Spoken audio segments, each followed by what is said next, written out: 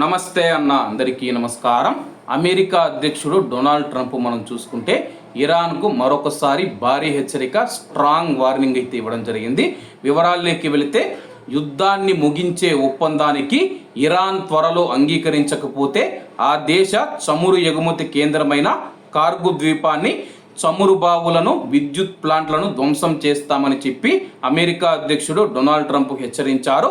ఇరాన్లోని మరింత హేతుబద్ధమైన ప్రభుత్వంతో అమెరికా తీవ్రమైన చర్చలు జరుపుతూ ఉందని చెప్పి ట్రంప్ తన యొక్క సోషల్ మీడియా అకౌంట్లో అయితే పోస్ట్ చేయడం జరిగింది.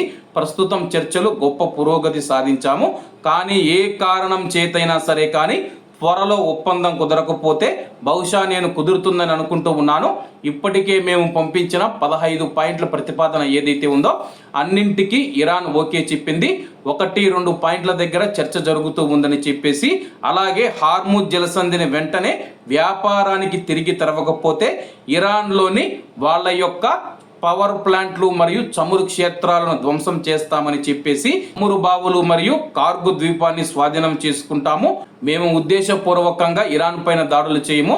ప్రస్తుతం ఇరాన్ దేశమే నిర్ణయించుకోవాలి వాళ్ళ దేశం మీద దాడి చేయాలా లేకపోతే యుద్ధానికి ముగింపు పలుకుతూ ఆ యొక్క ఒప్పందం పైన సంతకం చేయాలని చెప్పి అమెరికా అధ్యక్షుడు తెలుపుతూ ఉన్నారు.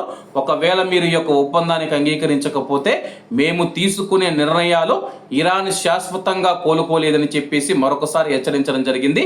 ప్రస్తుతం ఈ యొక్క విషయం పైన ఇరాన్ మరియు అమెరికా చర్చలు జరుపుతూ ఉన్నట్లు అమెరికా అధ్యక్షుడు తెలిపారు. ఏది ఏమైనా సరే కానీ యుద్ధం తొందరగా ఆగిపోవాలని చెప్పి మనమందరం ఆ యొక్క భగవంతుని ప్రార్థిద్దాం. కాబట్టి అందరూ బాగుండాలి, అందులో మనం ఉండాలి. అందరికీ నమస్తే అన్న, జై హింద్.